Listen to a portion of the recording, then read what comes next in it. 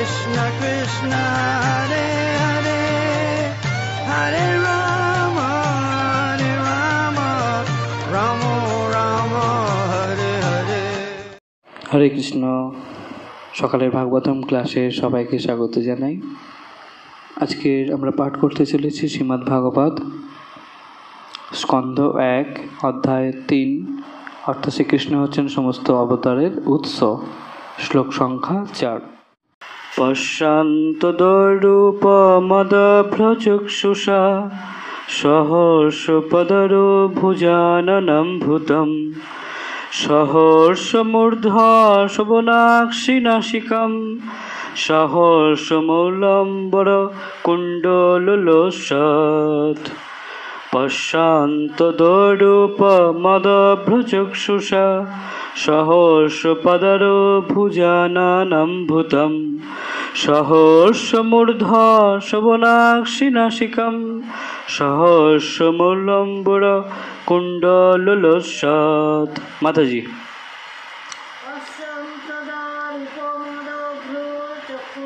পশ্যন্তদরূপমদভ্রচক্ষুষা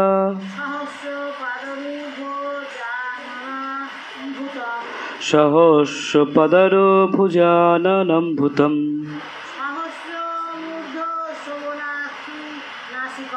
সহস্রমুদ্র শ্রবণাক্ষি নাসিকম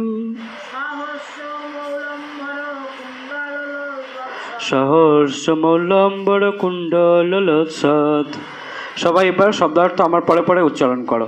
পশ্যন্তি দেখেন, অদ পুরুষের রূপ, রূপম রূপ, অদভ্র পূর্ণ, চক্ষুষা চক্ষু দ্বারা, সহস্রপাদ সহস্রপাদ, উরু জঙ্ঘা, ভুজ আনন হস্ত এবং মুখ, অদ্ভুতম আশ্চর্যজনক, সহস্র হাজার হাজার, মূর্ধ মস্তক, শ্রবণ কর্ণ, আঁখি অক্ষি আঁখি, নাসিকম নাসিকা, সহস্র হাজার হাজার, মৌলি মালিকা, অম্বর পরনের পোশাক, কুণ্ডল কুণ্ডল, উল্লসৎ উদ্ভাসিত।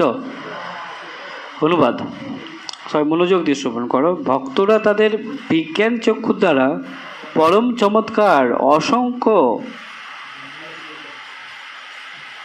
ভক্তরা তাদের বিজ্ঞান চক্ষুর দ্বারা পরম চমৎকার অসংখ্য হস্তপদ মুখযুক্ত পুরুষের দিব্যরূপ দর্শন করেন।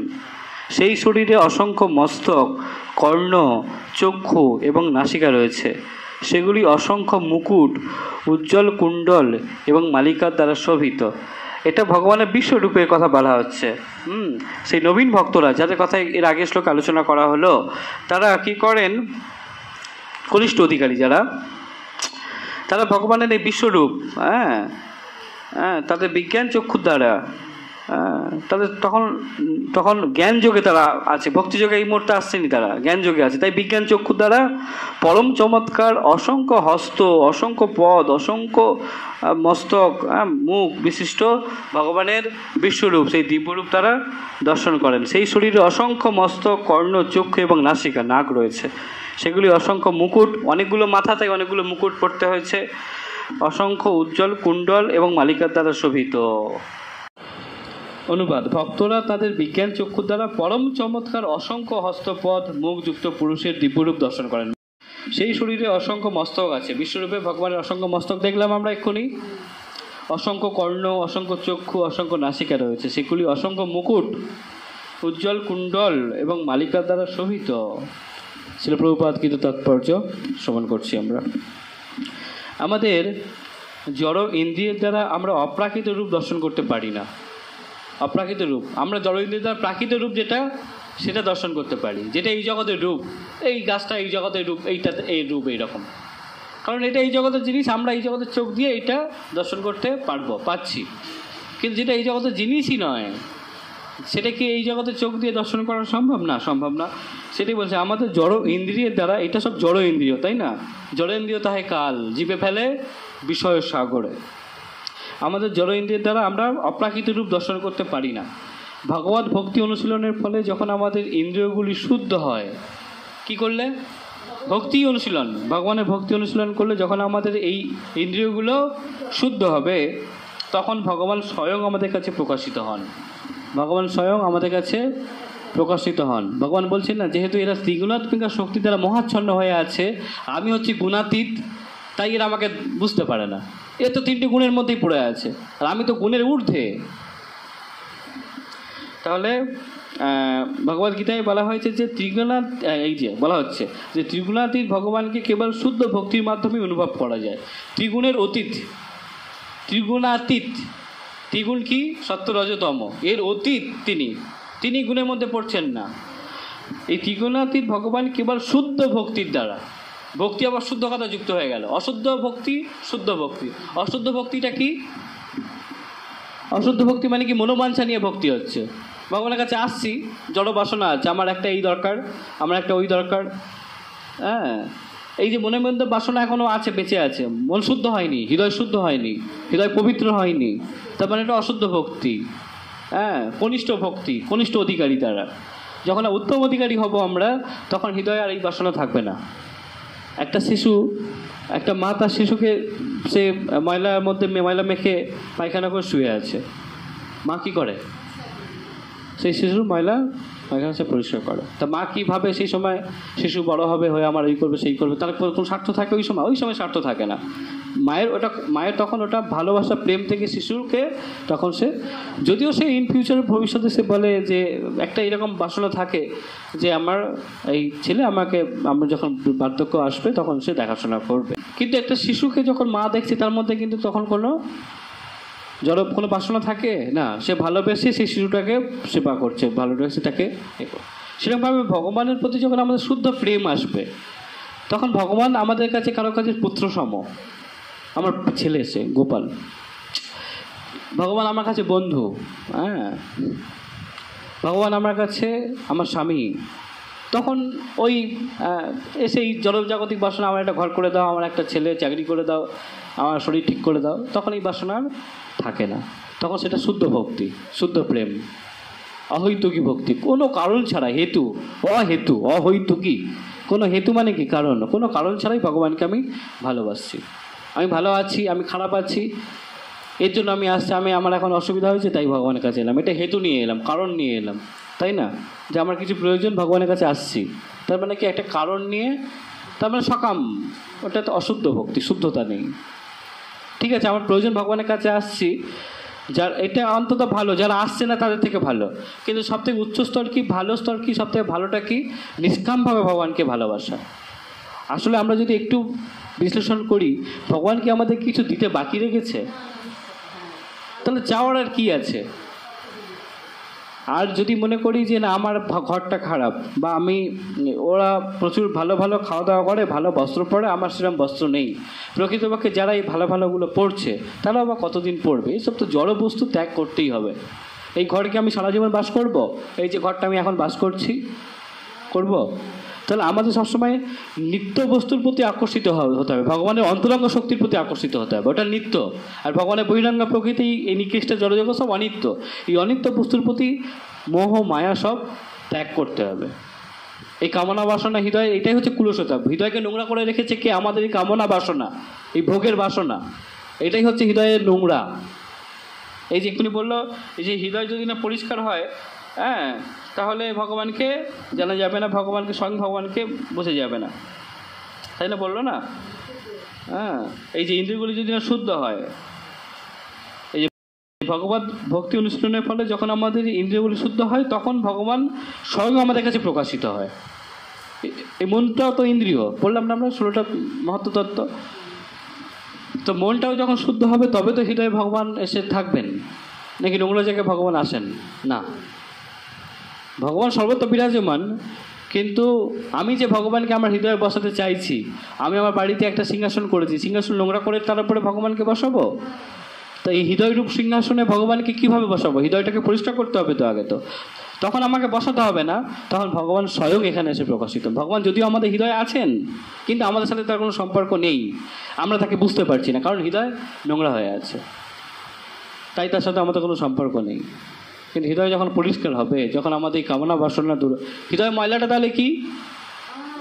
এই কামনা বাসনা, হ্যাঁ, এই আসক্তি, এইগুলোই হচ্ছে হৃদয়ের ময়লা। কাম, ক্রোধ, লোভ, মোহ, মদ, মাৎসর্য, এই 6টা বেগ, এইগুলো হচ্ছে হৃদয়ের ময়লা। কাম, ক্রোধ, লোভ, কিছু বস্তুর প্রতি লোভ।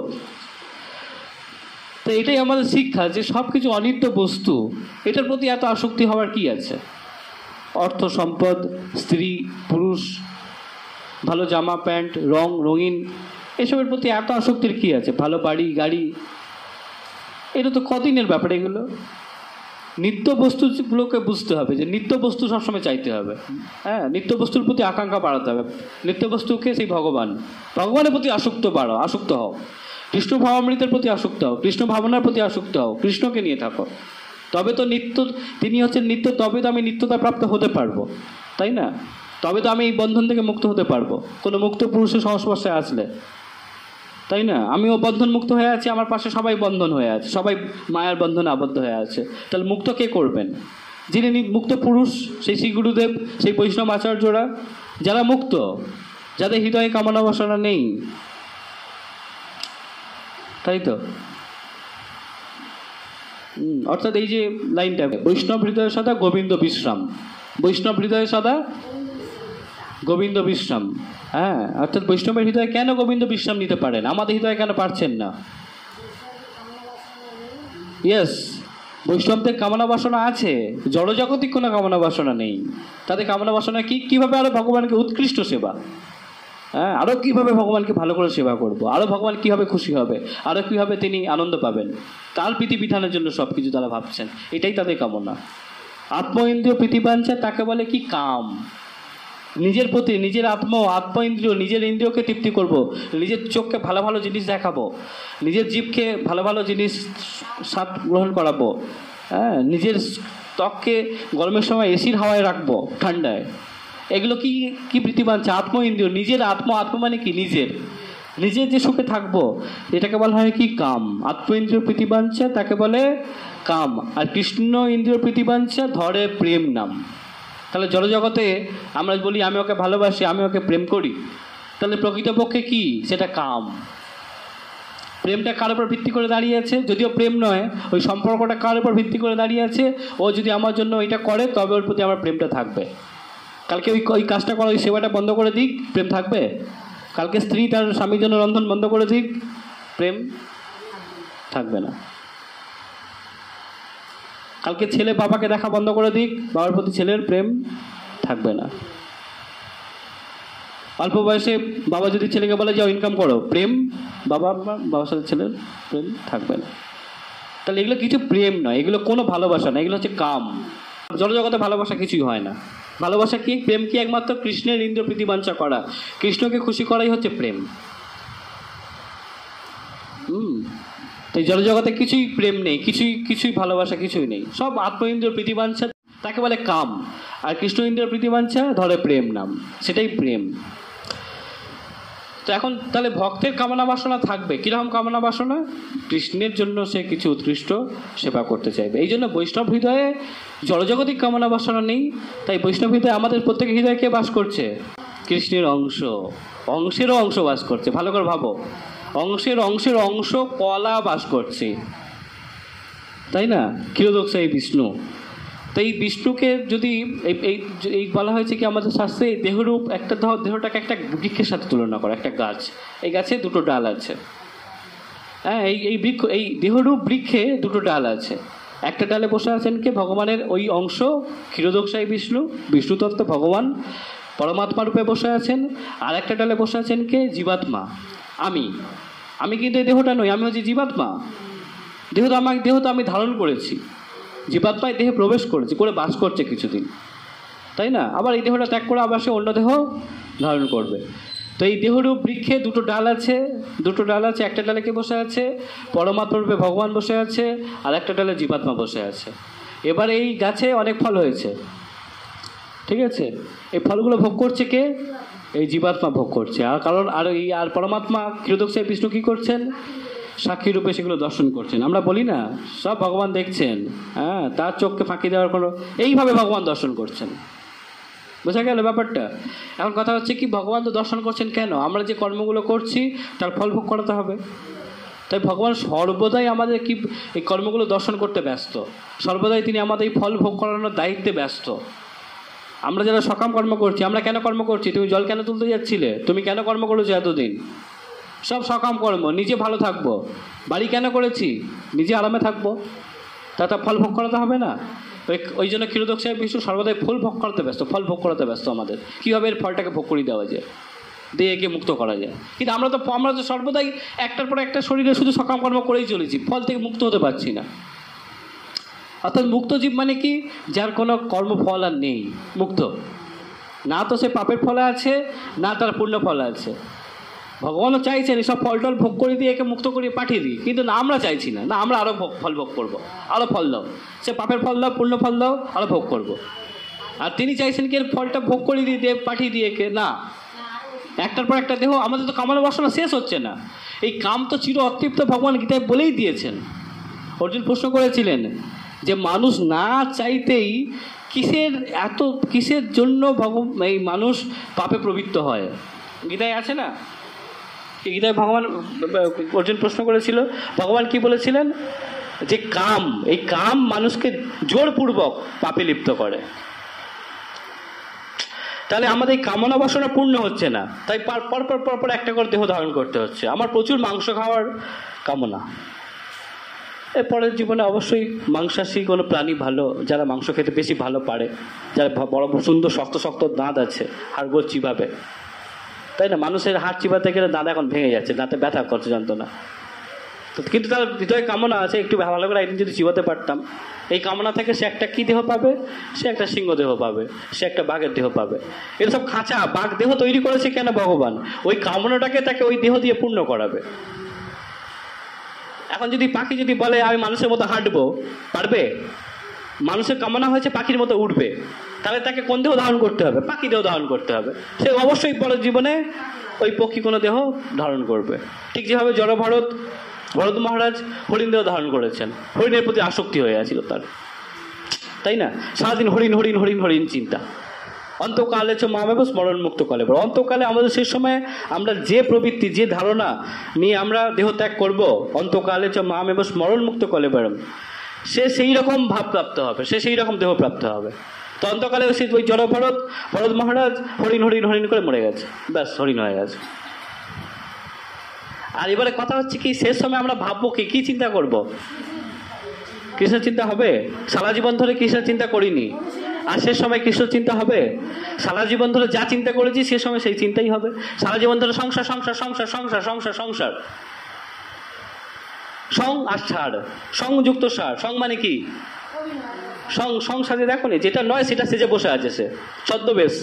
সার মানে কি? সার বস্তু, এসব কিছুই না। এবার অন্তকালে আমরা আমাদের যে সারা জীবন যে পড়াশোনা করেনি, সারা বছর যে পড়াশোনা করেনি, সে পরীক্ষায় গিয়ে কি করবে? যে সারা জীবন ধরে ভগবানের চিন্তা করেনি, ভগবানের নাম করেনি, ভগবানের সেবা করেনি, ভক্ত সঙ্গ করেনি, ভগবানের ধামে যায়নি, সে অন্তকালে কি করবে? সে সারা জীবন যা করেছে তাই করবে। সে নিজে জানে কি করেছে সারাদিন, সে বুঝতে পারবে সেটা। অন্তকালে সেটাই তার স্মরণ হবে। ঠিক আছে? ঠিক যেভাবে সবসময় গোবিন্দ গোবিন্দ বলে ডাকতেন অজামিল, তাই শেষ সময় সে গোবিন্দ গোবিন্দ বলে ডেকেছে। যদিও সে ভগবানের নাম বলে ডাকেনি, তো ভগবান পরম করুণাময়, করুণার সাগর তিনি। গোবিন্দ মানে আমারই তো নাম, চলো যাও বিষ্ণুদূত, চলে যাও, নিয়ে আসো। তো অন্তকালে আমরা যেমন প্রবৃত্তি তৈরি করছি আমাদের হৃদয়ে, যেমন আমরা আচরণ করছি, যেমন চলছি, যেমন আমাদের ধারণা, যেমন চেতনা নিয়ে বড় হচ্ছি, শেষকালে সেই চেতনা নিয়েই আমাদের দেহ ত্যাগ হবে। তাই খুব সাবধান, সব পরিষ্কার করো, মনের ময়লা দূর করো। কিভাবে দূর হবে? হরি নামের দ্বারা। হরে কৃষ্ণ কৃষ্ণ কৃষ্ণ হরে হরে, হরে রাম রাম রাম। এবার বৈষ্ণব হৃদয়ে তাহলে সেই কামনা বাসনা নেই আমাদের হৃদয়ে, সর্বদাই সেই ক্ষীরোদক সাহেব বিষ্ণু সর্বদাই তাকে কর্ম করতে হচ্ছে, তাই না?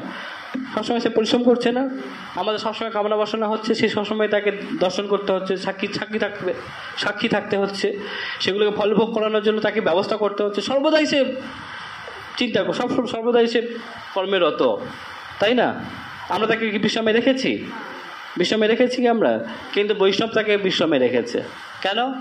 তার এই জড় বাসনা করার ইচ্ছা নেই, জড় কর্ম করার ইচ্ছা নেই। কর্ম করার ইচ্ছা আছে, কি কর্ম? অকর্ম করার ইচ্ছা আছে, ভগবানের জন্য কর্ম করবে সে। তাই তার কর্মফলও নেই, তাকে কর্ম ভোগ করাতে হচ্ছে না, তাকে সাক্ষী রূপে দর্শনও করতে হচ্ছে না। ব্যাস, ক্ষীরোদক্ষে বিষ্ণু, ভগবান পরমাত্মা বিশ্রাম। এখন ভগবানকে বিশ্রামে রাখা ভালো নাকি ভগবানকে কর্ম করানো ভালো? হ্যাঁ, ভগবানকে বিশ্রামে রাখা ভালো, তাই না? মানে আমাদের হৃদয়ে যে ভগবান আছেন তাকে তাহলে বিশ্রামে রাখা ভালো, তাই না? তা বিশ্রামে রাখবো কিভাবে? কামনা বাসনা থাকলে বিশ্রামে থাকবেন তিনি? কামনা বাসনা ত্যাগ করলে তবেই তিনি বিশ্রামে থাকতে পারবেন।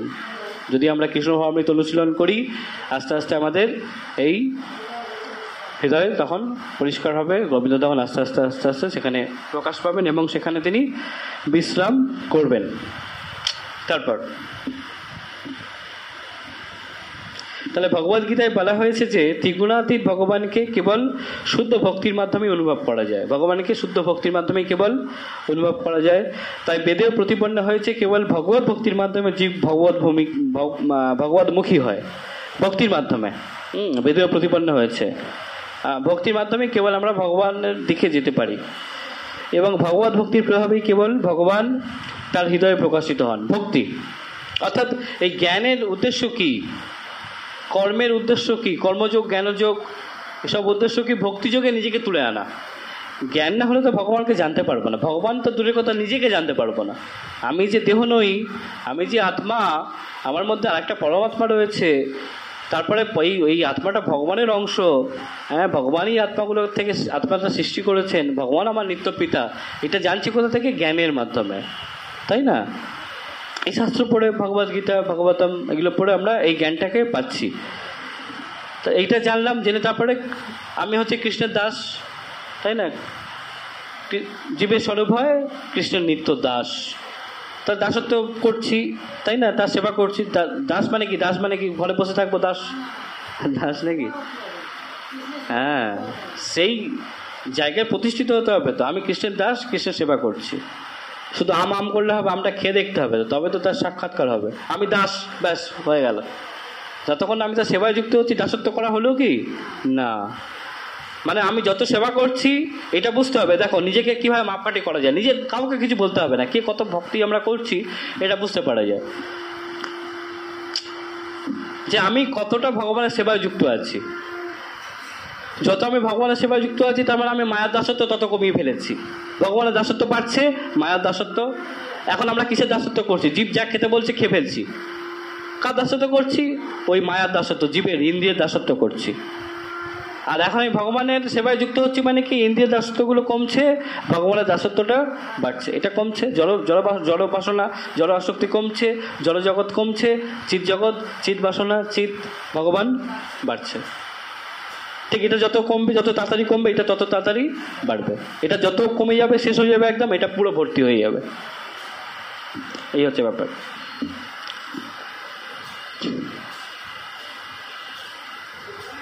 এবং ভগবত ভক্তির প্রভাবে কেবল ভগবান তার হৃদয়ে প্রকাশিত হন। ব্রহ্মসংহিতাতেও বলা হয়েছে যে, ব্রহ্মসংহিতা ভগবান এই ব্রহ্মা কি বলছেন শোনো। ব্রহ্মসংহিতা কে লিখেছেন? ব্রহ্মসংহিতা ব্রহ্মাজি। তো ব্রহ্মসংহিতাতে বলা হয়েছে, প্রেমরূপী অঞ্জনের দ্বারা যাদের চক্ষু রঞ্জিত হয়েছে। হ্যাঁ, চোখে চশমা পরে রঞ্জিত করলে হবে না। হ্যাঁ, রঙিন চশমা পরে রঞ্জিত করলে হবে? লাল হলুদ চশমা না, প্রেমরূপী অঞ্জনের দ্বারা যাদের চক্ষু রঞ্জিত হয়েছে, হ্যাঁ, সেই ভক্তরাই কেবল নিরন্তর ভগবানকে দর্শন করতে পারেন। ব্রহ্মসংহিতাতে বলা হয়েছে এটা প্রেমরূপ অঞ্জনের দ্বারা যাদের চক্ষু রঞ্জিত হয়েছে। যাদের চক্ষু রঞ্জিত হয়েছে কিসের দ্বারা? প্রেম দ্বারা চোখে রঞ্জিত হয়েছে, সেই ভক্তরাই কেবল ভগবানকে দর্শন করতে পারেন। তাই ভগবানের অপ্রাকৃত রূপতত্ত্ব সেই মহান পুরুষের কাছ থেকে গ্রহণ করতে হবে, যারা প্রেম রূপ অঞ্জনের রঞ্জিত চক্ষু দ্বারা পরমেশ্বর ভগবানকে দর্শন করছেন। ঠিক আছে? তাহলে যাদের মধ্যে যাদের হৃদয়ে ভক্তি, যাদের হৃদয়ে প্রেম আছে তারা একজনকে প্রেম দান করতে পারেন। এখানে সেটাই বলা হচ্ছে, সেই ভক্তরাই কেবল নিরন্তর ভগবানকে দর্শন করতে পারেন। আচ্ছা, তাই ভগবানের অপ্রাকৃত রূপের তত্ত্ব সেই মহান পুরুষদের কাছ থেকে শ্রবণ করো। যাদের হৃদয়ে সেই প্রেম আছে সেই মহান পুরুষ, তাই ভগবানের অপ্রাকৃত রূপের তত্ত্ব সেই মহান পুরুষের কাছ থেকে গ্রহণ করতে হবে, যারা প্রেমরূপ অঞ্জনে রঞ্জিত চক্ষুর দ্বারা পরমেশ্বর ভগবানকে দর্শন করেছেন। প্রেমরূপ অঞ্জনে সাদা পেপারে রঙিন রং দিয়ে যারা ছবি আঁকছে, সাদা পেপারটা সেটা হচ্ছে অঞ্জন করা, ঠিক আছে? অর্থাৎ আমরা চোখে কি লাগিয়েছি? প্রেম লাগিয়েছি, প্রেমরূপ অঞ্জন। সেই রকম পুরুষদের কাছ থেকে তাহলে কি করতে হবে? এই অপ্রাকৃত তত্ত্ব আমাদেরকে শ্রবণ করতে হবে। তাই ভগবানের অপ্রাকৃত রূপের তত্ত্ব সেই মহান পুরুষদের কাছ থেকে গ্রহণ করতে হবে, যারা প্রেমরূপ অঞ্জনে রঞ্জিত চক্ষু দ্বারা পরমেশ্বর ভগবানকে দর্শন করছেন। এই জড়জগতেও আমরা আমাদের চক্ষু দ্বারা সবসময় সবকিছু দর্শন করতে পারি না। খুব ভালো একটা কথা। এই জড়জগতেও আমি এক্ষুনি বললাম কি, এই জড়জগতে যা কিছু আমরা দেখছি তাই চোখ দ্বারা দেখা সম্ভব, জড়জগতিক বিষয়গুলো, কিন্তু চিৎ জগতের বিষয় চোখ দ্বারা দেখা সম্ভব নয়। কিন্তু এখানে বলা হচ্ছে কি, এই জড়জগতের অনেক কিছু আছে যেগুলো এই চোখ দিয়ে দেখা সম্ভব না। আবার এই জড়জগতে এমন কিছু আছে যেগুলো আমরা ভুল দেখি। ঠিক যেভাবে আমরা যদি রেল লাইনে গিয়ে দাঁড়াই, দেখা যায় কি রেল লাইন একটা সময় গিয়ে জুড়ে যাচ্ছে, হয় কি এরকম? দেখবে রেল লাইন দাঁড়িয়ে দেখবে একটা সময় এরকম হয়ে আছে, জুড়ে আছে। তাহলে কি ওটা কি ঠিক দেখছি? না। আমরা নদীর পাশে দাঁড়িয়েছি, নদীর পাড়ে দেখছি একটা জায়গায় কি নদীতে আকাশ মিশে যাচ্ছে, সেটা কি সঠিক দেখছি? মানে চোখ দিয়ে জড়জগৎকেও সঠিকভাবে দেখতে পাচ্ছি না, তাই না? ইলিউশন তৈরি করছে চোখ। তা সেই চোখ দিয়ে অনেকে বলে ভগবানকে দেখেছো, ওই চোখ দিয়ে সে ভগবানকে দেখবে। কি চোখ দিয়ে তাহলে দেখতে পাবো? প্রেমরূপ অঞ্জনে যদি আমাদের সেই রঞ্জিত হয় চোখ, সেই চোখ দিয়ে ভগবানের প্রতি প্রেমাবেশে, প্রেমানন্দে হরি হরি, তাই না? সেই প্রেমে তাহলে আমরা ভগবানকে দর্শন করতে পারবো। এই জড়জগতেও আমরা আমাদের চক্ষু দ্বারা সব সময় সব কিছু দর্শন করতে পারি না। অভিজ্ঞ ব্যক্তির অভিজ্ঞতার মাধ্যমে আমরা অনেক কিছু দর্শন করে থাকি। জড় বিষয় যদি আমাদের এইভাবে অভিজ্ঞতা সঞ্চয় করতে হয়, তাহলে চিন্ময় বিষয়ের ব্যাপারে তা আরও বেশি করে প্রয়োজন, তাই না? জড়জগতের প্রতি যদি এত অভিজ্ঞতা সঞ্চয় করতে হয় তাকে সঠিকভাবে দর্শন করার জন্য, তাকে সঠিকভাবে বোঝার জন্য, তাহলে চিন্ময় জগৎকে বোঝার জন্য, চিন্ময় জগৎকে দর্শন করার জন্য আরও অনেক বেশি অভিজ্ঞতা সঞ্চয় করতে হয়।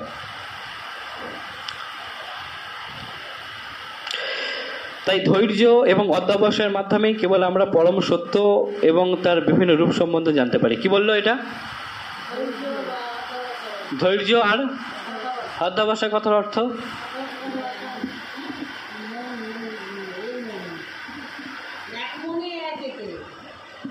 অবশ্যই ধৈর্য তো সেটাই, মানে ধৈর্য ধরে, অধ্যবসায় মানে এটাই যে নিয়মিতভাবে চর্চা করা এবং সম্পূর্ণভাবে মনোযোগ দিয়ে। একদিন খুব পড়ে ফেললাম, তারপর আর 1 মাস দেখা নেই, এটা অধ্যবসায় না। অধ্যবসায় মানে কনসেন্ট্রেশন, মানে খুব মনোযোগ দিয়ে একটা কিছু চর্চা করা, প্রতিনিয়ত নিয়মিতভাবে একটা নিয়ম করে ডিসিপ্লিন ওয়েতে।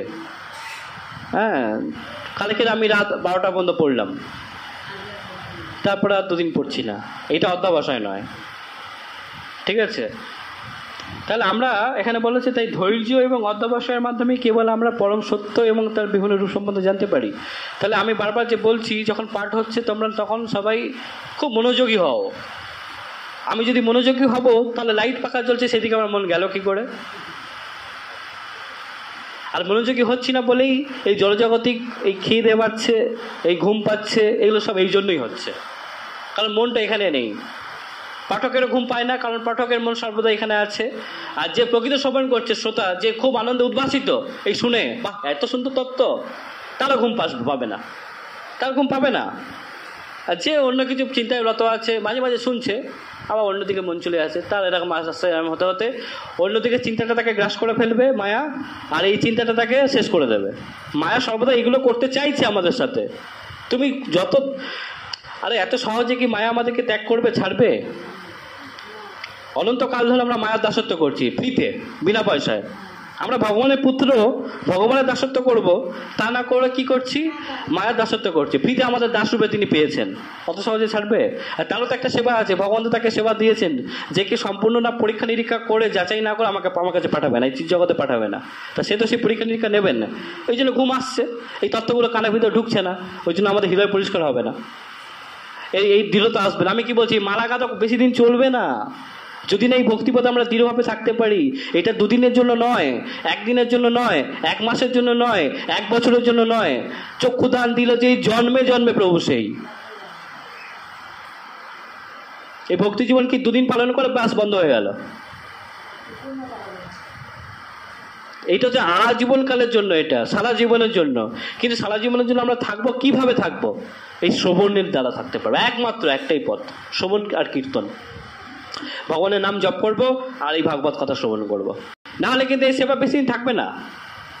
ভক্তি নষ্ট শুকিয়ে যাবে, নষ্ট হয়ে যাবে। শ্রবণ না যদি হয়, এই ভাগবত কথা যদি না শ্রবণ হয়, গীতার কথা যদি না শ্রবণ হয় সঠিকভাবে, ভক্তি শুকিয়ে যাবে। তখন আর ইচ্ছা করবে না ভোরবেলা উঠতে, যাইয়ে কালকের, আবার কালকে যে এলো পরশু যাইয়ে, এই করতে করতে সপ্তাহে দুদিন, একদিন হতে হতে বন্ধ, আর এলো না। এ কত হচ্ছে, কারণ কি? এই শ্রবণের প্রতি রুচি জন্মাচ্ছে না বলে। এবং শ্রবণটা কিভাবে? এই অধ্যাবসায় দেখো। তাই ধৈর্য এবং অধ্যাবসায়ের মাধ্যমে কেবল আমরা পরম সত্য এবং তার বিভিন্ন রূপ সম্বন্ধে জানতে পারি। অধ্যাবসায়টা তাহলে কি? নিয়মিতভাবে, নিষ্ঠা সহকারে এবং খুবই মনোযোগ সহকারে, প্রতিনিয়ত, প্রতিদিন একটা নিয়ম করে ডিসিপ্লিন হয়েতে, নিয়ম করে, আমরা নিয়ম করে এটা পড়ছি কিন্তু প্রতিদিন সকালে, তাই না? এটাই হচ্ছে অধ্যাবসায়, প্রতিদিন নিয়ম করে এটাকে পড়া এবং সেটা নিষ্ঠা সহকারে, সেটা খুব মনোযোগী হয়ে এইভাবে পড়াশোনা করা, সেটাই হচ্ছে অধ্যাবসায়। যদি আমরা এটা করি তবে আমরা সেই পরম সত্যকে বুঝতে পারবো, জানতে পারবো। সেটাই ভাগবত বলছে যে তাই ধৈর্য। আচ্ছা, এবারে আমি ভাবছি 1 মাস হয়ে গেল, কই আমার তো তেমন কিছু হচ্ছে না, এটা কি ধৈর্য? না, অধৈর্য হয়ে পড়ছে। আমরা রাজার সেবা করছি, এটা ভাবতে হবে তিনি হচ্ছেন জগতের নাথ, জগতের প্রতি, সমস্ত ঐশ্বর্য তার সাথে যুক্ত আছি, যুক্ত হচ্ছি আমরা। তিনি যে কোনো দিন চাইলেই আমাদের ব্যাস, যে রাজার, যে একজন সাধারণ চাকর আর যে প্রধানমন্ত্রীর চাকর, দুজনেই চাকর, হয়তো দুজনেই হয়তো ঘরে ঝাড় দিচ্ছে, পরিষ্কার করছে, তা দুজনে কি এক? এ হয়তো সাধারণ করে একটা বাড়িতে গিয়ে পরিষ্কার করছে, সইপারে কাজ করছে, আর সে প্রধানমন্ত্রী, সে কোনদিন চাইলেই তাকে এমন একটা টাকা পয়সা দিয়ে দিলাই যাও। কেউ হয়তো রাজার ঘরে চাকর, সে ওই ঝাঁটি দিচ্ছে, কিন্তু সে রাজার চাকর, যে কোনো দিন চাই রাজা তাকে করোনা করে একটা স্বর্ণমুদ্রা দিয়ে দিল, ব্যাস সেটা ভাঙে তার আজীবনকাল চলে যাবে। আর আমরা সেই জগন্নাথ জগৎপতির চাকর, তিনি যে কোনো দিন আমাদেরকে এই ভক্তিপ্রেম তো গুরুদেব দেবেন, যে কোনো দিন আমাদের প্রতি তিনি করুণা করে দেবেন, আমাদের সেই নিষ্ঠা দেখে, আমাদের সেই অধ্যবসায় দেখে। হ্যাঁ, সেই জন্য মন পরিষ্কার করো, মনটাকে এই কথার দিকে নিয়োজিত করো। আমার মন অন্যদিকে যাবে কেন? বা যদি গিয়েও থাকেও, আমি বলছি না যে আমার মন যায় না, মনটাকে ধরে আনতে হবে। তারপর এখানে মনটা অন্যদিকে চলে গেল, সেই কর্মে রত হওয়াটা সে সবথেকে বড় অপরাধ। মনটা হয়তো গিয়েছে, লাইটটা জ্বলছে, ওকে, এটা যেতে পারে, স্বাভাবিক এটা, কিন্তু মনটা লাইট জ্বলছে, ঠিক আছে, না না পাটটা হয়ে যাচ্ছে, শুনি, এই লাইটটা বন্ধ করো। আমি মনটাকে আমার অন্যদিকে নিয়ে মায়া চলে গেল, ব্যাস সেইটা আমি গিলে ফেললাম, সেই টোপটা আমি গিলে নিলাম, গিয়ে এখন লাইট বন্ধ করতে শুরু করলাম, তাহলে পাটটা কি সমান হবে? হবে না। এটা আমি একটা উদাহরণস্বরূপ বলার চেষ্টা করছি। হ্যাঁ, প্রাথমিক স্তরের পরমার্থবাদীদের কাছে তিনি নিরাকার হতে পারেন, কিন্তু তার সুদক্ষ সেবকের কাছে তিনি চিন্ময় রূপে প্রকাশিত। প্রাথমিক স্তরে যারা মায়াবাদী, তারা ভগবানকে নিরাকার রূপে দর্শন করে, ভগবানের কোনো আকার নেই। কিন্তু যারা তার ভক্ত উত্তম, তারা জানে ভগবান সবিশেষ, ভগবানের একটা সুন্দর রূপ আছে, শ্যাম সুন্দর রূপ আছে, সেই রূপকে তারা ভালোবাসে, প্রীতি করে, তাকে সেবা করে। ঈশ্বর পরম কৃষ্ণ সচ্চিদানন্দ বিগ্রহ, রূপ সবিশেষ। বিগ্রহ মানে কি নিরাকার? এই বিগ্রহটা কি নিরাকার? দেখতে পাচ্ছ না বিগ্রহটা কি সুন্দর সাকার, তার একটা রূপ আছে। তাহলে প্রশ্ন আছে, এবারে করে ফেলো। তো আজকে এই পর্যন্ত অল্প বিশ্রাম, পরবর্তীতে আমরা তাহলে পরে কোনো একটা শ্লোক নিয়ে আলোচনা করব। আর যদি আমার কথার মাধ্যমে কাউকে কোনো যদি দুঃখ দিয়ে থাকি, কোনো ব্যথা দিয়ে থাকি, তাহলে অবশ্যই নিজের সন্তান মনে করে আমাকে ক্ষমা করে দিও। বাঞ্ছা কল্পতরুভশ্চ কৃপা সিন্ধুপেয়ব চ পতিতানাং পাবনেভ্যো বৈষ্ণবেভ্যো নমো নমঃ। অনন্ত অনন্ত কোটি বৈষ্ণববৃন্দ কি, শিল প্রভুপাদ কি জয়। নিতাই গৌর প্রেমানন্দে। হরি হরি বল।